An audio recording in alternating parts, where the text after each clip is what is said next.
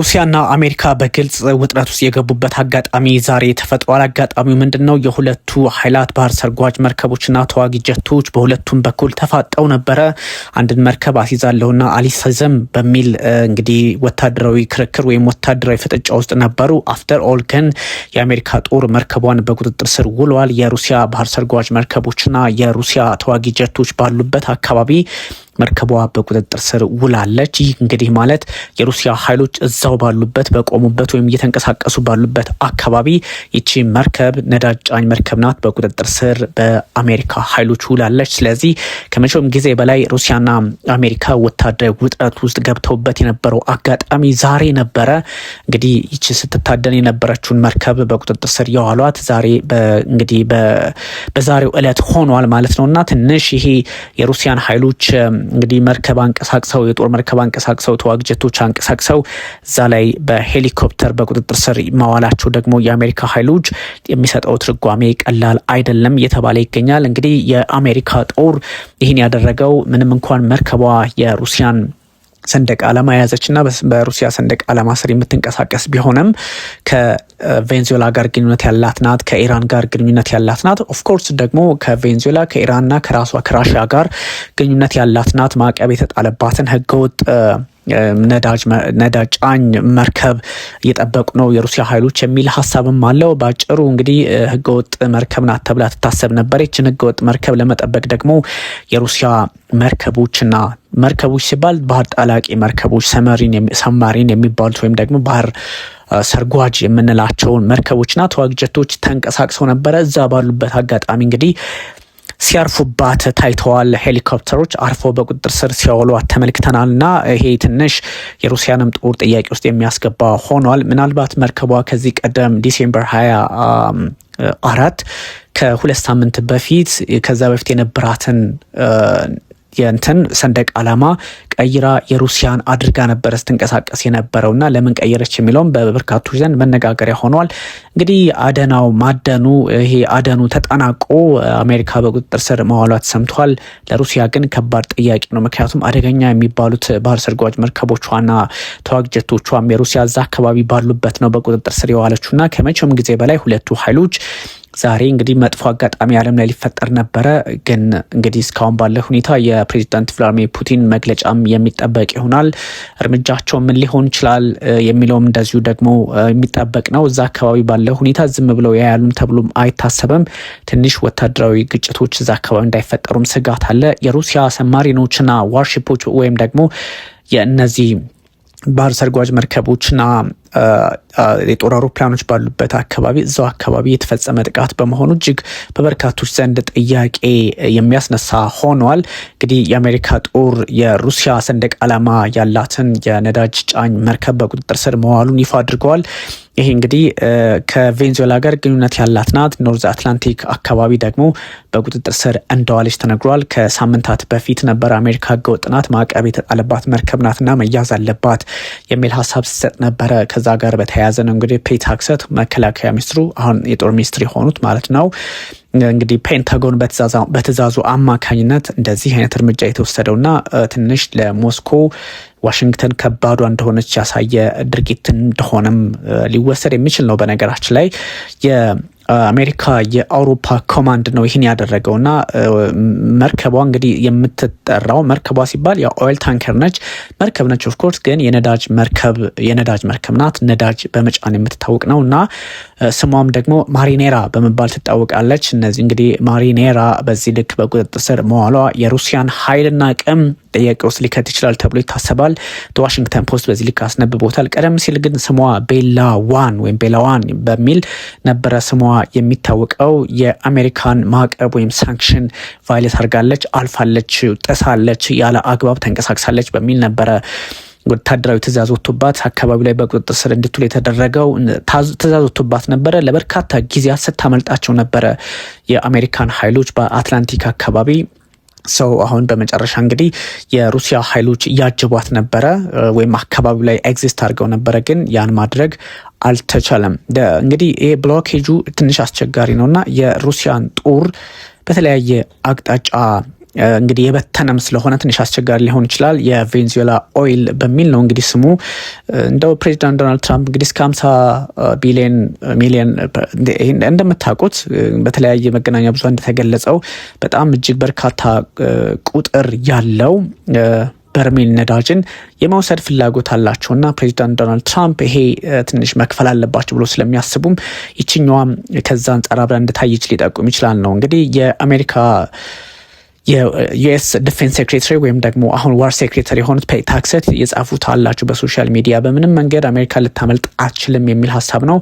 ዘመቻው እንግዲህ የሆነው ማሪኔራ በጣም የአሜሪካን የማሪታይም እንቅስቃሴ ወይም ደግሞ ብሎኬጅ አሜሪካ ማዕቀብ የጣለችበት እንዳትንቀሳቀስ እና በዛ አካባቢ እንዳትሄድ ያደረገችበትን እና ከዚህ ቀደም ደግሞ ከቬንዙዌላ ጋር ግንኙነት አላት በሚል ጥያቄዎች ባነሳችበት ሰዓት የአሜሪካ የኮስት ጋርዶች በጣም በተለያየ ጊዜ ለመያዝ ሙከራ ሲያደርጉ ቱ ቦርዴት ወይም ደግሞ እሷ ላይ ለማረፍ ሙከራ እያደረጉ በነበረበት ሰዓት ሁሉ ያመለጠቻቸው ወይም ደግሞ መርከቧ ላይ ለማረፍ በሄሊኮፕተር ሙከራ እያደረጉ በነበረበት ሰዓት ላይ በዛ ልክ ነው ያመለጡትና ትንሽ የፖለቲካ ማስቸገርም ሊፈጠርባቸው እንደሚችል ይነገራል።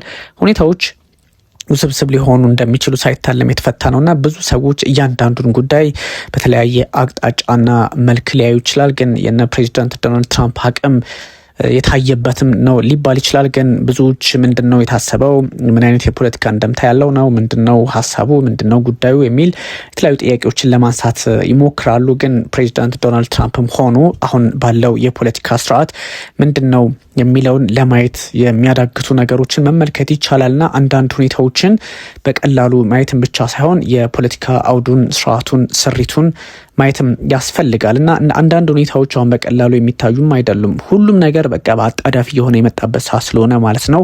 የአሜሪካ ኦፊሻልስ በዚህ ልክ ነው እንግዲህ ታንከሯ በቁጥጥር ስር መዋሏን ከዚህ ቀደም ደግሞ በተለያየ ህገወጥ እንቅስቃሴ ላይ እንደነበረች ለማሳየት ሞክረዋል።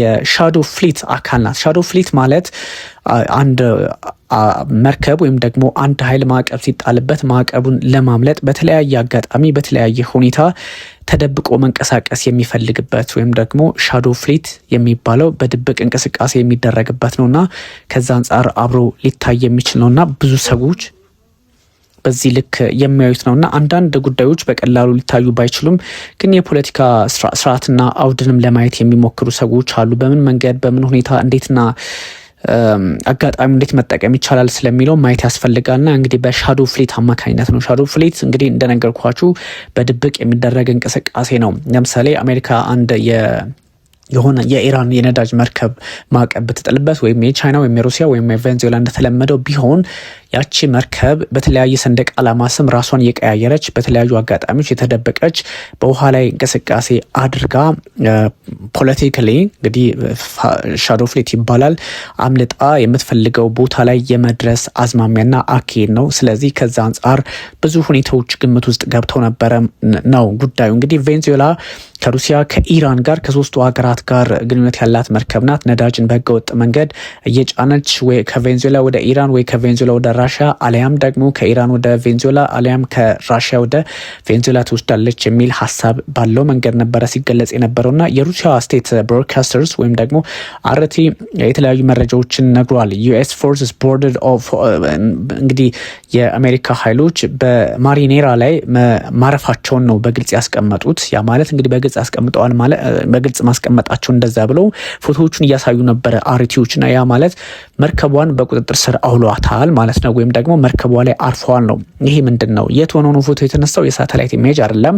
ቅድም እንዳልኳችሁ የተዋጊ መርከቦቹና ተዋጊ ጀቶቹ እዛው አካባቢ ስለነበሩ ሁኔታውን በቅርበት ለመከታተል እድሉን እንዳገኙ ያሳያልና ብዙ ሁኔታዎች ለሩሲያም እንግዲህ ጥያቄ የሚያስነሳባት ይሆናል። ለዚህ ጉዳይ ላይ መልስ ትሰጣለች ተብሎ ይታሰባል።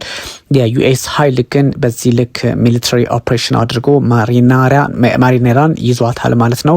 ካት ኤንድ ማውስ ጌም ነው ማለት ልክ የድመትና አይጥ የጥነ ድመት ጨዋታ ነው ብሎ ነው አልጀዚራ ያወጣው። ያ ማለት ካት ኤንድ ማውስ ጌም እንግዲህ ያዳኝና የታዳኝ እንግዲህ ድመት ያድናል አይጥ ይታደናል አይነት ነገር ነበረና ትንሽ አስቸጋሪ ነገሮች ነበሩ። ትራኪንግ ዴታ ያሳያል የማሪን ትራፊክ እንደሚያሳየው እንግዲህ ኒሪንግ አይስላንድ ወይም ደግሞ የአይስላንድ አካባቢ ኤክስክሉሲቭ ዞን ወይም ኤክስክሉሲቭ ኢኮኖሚክ ዞን በሚባለው አካባቢ ይሄ ለአንድ ሀገር በብቸኝነት የኢኮኖሚ ዞን ብሎ በከለለው አካባቢ ወይም ደግሞ በዛ አካባቢ ላይ የተገኘች ነው የተንቀሳቀሰች ነበረች። አይስላንድን ቀረብ ስትል እዛ ላይ ነው በቁጥጥር የዋሉት ማለት ነው። የሩሲያ ሰብማሪኖችና ዋርሺፖች ዌር ኢን ዘ ቪሲኒቲ በኦፕሬሽን እንትን ሲባል ኦፕሬሽኑ ሲደረግ እዛ አካባቢ ነበሩ የሩሲያ ኃይሎች ነው ጉዳዩ። ግን there were no indications of any confrontation between US and Russian forces። ግን አንዳንድ መረጃዎች እንደሚያዩት እንግዲህ በሩሲያና በአሜሪካ ኃይሎች መካከል የነበረ ውጥረት አልተመለከቱም ነው የሚሉት። ግን በጣም ጫፍ ላይ ደርሰው ነበረ። በነገራችን ላይ መርከቧን እየሸኙ ያለ ነው የሩሲያ ተዋጊ ጀቶችና መርከቦች አሜሪካ ዘላ የገባችውና ትንሽ የአሜሪካ ኃይሎች ልበሙሉነትን የሚያሳያል። ልበሙሉነትን ብቻም ሳይሆን ትንሽ ከሩሲያ ጋር ያለውን ጉዳይም እንግዲህ እንደ መለካካት ሊቆጠር ይችላል። ግን እርምጃ ደግሞ ሊጠበቅ ይችላል። ብዙ አስቸጋሪ ነው። ከሞስኮ የተለያዩ ጋዜጦች እንደሚያስነብቡት ከሆነ ጉዳዩ በተለያየ አጋጣሚና ሂደት እንደዚህ የሚታይ ሆኗል። በቀላሉ ሊታይ አይችልም። ከዚህ በፊት there have been at least 2 አቴምፕቶች ነበሩ in the past week this cat and mouse game to seize the tanker ይችን ታንከሯን ለመያዝ በቁጥጥር ስር ለማዋል ይሄኛው ቀደም ያልኳችሁ የድመትና የአይጧ ጌም ተቀጥሎ ነበረ እና ለ2 ጊዜ ሙከራ ተደርጎ ነበረ፣ ግን ማስቆም አልተቻለም። የራሽያ እንግዲህ ፎሬን ሚኒስትሪ የፌዴሬሽኑ ማለት ነው እነ ሰርጌይ ላቭሮቭ ያወጡት መረጃ ምንድነው ጉዳዩን በቅርበት እንከታተለዋለን የሚል ነው። the ministry was cited by state media እንግዲህ ጉዳዩን በዚህ ልክ እናየዋለን የሚል ሀሳብ ነው የሰጡትና አሜሪካ ደግሞ አሁን በዩኤስ ኮስት ጋርድ አማካኝነት መሆኑ በዩኤስ ፎርስስ አማካኝነት መሆኑ ትንሽ እንደ ብሔራዊ ኩራት የሚታይ ነውና ብዙዎች በተለያየ አቅጣጫ ይመለከቱታል። ላይመለከቱትም አይችሉምና ብዙ የፖለቲካ ሂሳቦችን ማየትም ያስፈልጋል። ግን ራሽያ እንደምትለው ብቻ በቀላሉ ሊታይ ከቻለ አስቸጋሪ ነው። እንደ ብዙ የዩኤስ ፎርስ አቴምፕት ቱ ቦርድ ራሽያን ኦይል ታንከር ይላሉ ደግሞ እነ አሪቲ። ይሄ አንዳንዴ እንግዲህ የሀገራችንን ወይም ደግሞ የአንድን ሀገር የውስጥ ፖለቲካ ለመጠበቅ የአንድን ሀገር ጥንካሬ ብሔራዊ ጥቅምን ታሳቢ ለማድረግ የምንጠቀማቸው አገላለጾች ካልሆኑ በስተቀር ተይዛለች። ኦፍ ኮርስ እንግዲህ አላቅም በኋላ ላይ የሆኑ ነገሮች ተፈጥረው የሆነ ጉዳይ ካልሆነ በስተቀር እንግዲህ ሙከራ ሲያደርጉ ዩኤስ ፎርስስ አቴምፕት ይላሉ። ይዘዋታል። ምንም ሙከራ አይደለም። the Mariana vessel had been shadowed by US warship for days እንግዲህ ለቀናት ነበረ ተከባ ወይም ደግሞ በአዳኝና በታዳኝ አይነት የፖለቲካ ሂደት ውስጥ የነበረችው የወታደራዊ ሂደት ውስጥ የነበረችው የአሜሪካ የአውሮፓ እዝ ነው ይሄን ያደረገው። እንግዲህ announced shortly afterward that the Mariner tanker has been seized by American troops based on a warrant issued by a US ፌዴራል ኮርት የአሜሪካ ፌዴራል መስሪያ ቤቱ ወይም ደግሞ ፌዴራል ኮርት ነው ዋናው ፍርድ ቤት ማለት ነው። ወይም ደግሞ የፌዴራል ፍርድ ቤት ባወጣው ሀሳብና መግለጫ ወይም ደግሞ የተይዛ ትቅረብ አይነት መግለጫ ወይም ደግሞ የትያዝ ማሳሰቢያ አማካኝነት በቁጥጥር ስር ውላለች ነው። the ship was captured in operation conducted jointly እንግዲህ ይሄን jointly ያደረጉት ማናቸው?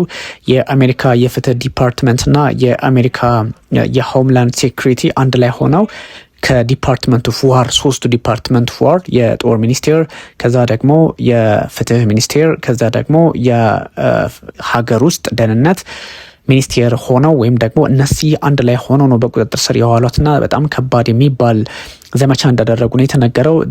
ማሪኔራ ታንከር ቀደም ሲል እንደነገርኳችሁ ቤላዋን የሚል ስም ነበራት። ከዛ እንግዲህ was reportedly approaching Venezuela before the new year እንግዲህ ከጥር 1 በፊት ከነሱ ከፈረንጆቹ አቆጣጠር ማለት ነው ከጃንዋሪ 1 በፊት ወደ ቬኔዙዌላ የተጠጋች ነበረ ተብሎ ይታሰባል። እንግዲህ በተለያየ አጋጣሚ ይሄን እድል ለማግኘትም ደግሞ ብዙ አማራጮችን መጠቀም ነበረባቸው የሩሲያን ፖለቲከኞች። እንግዲህ የሩሲያ ፖለቲከኞች አሲዟታል ነው ባጭሩ። የሩሲያ ኃይሎች እንግዲህ አሲዟታል የሚል መረጃ የግድ ዓለም ልታጋራ ግድ ይላታል። ምክንያቱም እዛው ላይ ሆኖ ነው የተያዘችው። የተለያዩ ጥረቶችን እንግዲህ ለምን እንደዛ አደረጓቸው፣ ለምን ስትታደን የነበረችውን በቀላሉ እንድትያዝ አደረጓት የሚለው በጣም ብሬኪንግ ኒውስ ሆኗል ዓለም ላይና ምንድን ነው የሚለውንም ማየት ያስፈልጋል። አሜሪካ ዩኤስ መያዟ በጣም ሰከንድ ታንከር ሁለተኛዋን ታንከር ናት። ሩሲያ ፍላግድ ቬዝል ነች፣ ሊንክ ቱ ቬንዙዌላ። ከቬንዙዌላ ጋር ግንኙነት ቢኖራትም ግን እንደምታውቁት የሩሲያ ሰንደቅ ዓላማን የያዘች ነች እና በቀላሉ ልትታይ አትችልም። ዩኤስኤስ ሴይዝድ ሴኮንድ ታንከር ኢን ካሪቢያን፣ በካሪቢያን ሁለተኛዋን ያዘች ነው የሚለው ፍላግ ቬዝል ሊንክ ቱ ቬንዙዌላ ኦይል ኢን ኖርዝ አትላንቲክ፣ በካሪቢያን አካባቢ በሰሜን አትላንቲክ ውስጥ እንግዲህ እንደተያዘች ነው መረጃው የሚያሳየው። የቬንዙዌላ ኦይል ተብሎ ይታሰባል። ዲፌንስ ሴክሬታሪው እንግዲህ ፐታክሰትን በዛ ልክ አስቀምጠዋል እና የተለያዩ ሀሳቦች ትንሽ የዩኤስ ሚሊትሪ ጥንካሬ ሊያሳይ ቢችልም ግን ምንድነው የሆነው የሚለውን ትንሽ በተለያየ የፖለቲካ ግንዛቤ ውስጥ ማየትም ያስፈልጋል። ነምበር 10 will not comment on US tanker operation። ነምበር 10 ማለት የዳውኒንግ ስትሪት ቁጥር 10 ቢሮ ማለት የዳውኒንግ ስትሪቱ ወይም የለንደኑ ነው።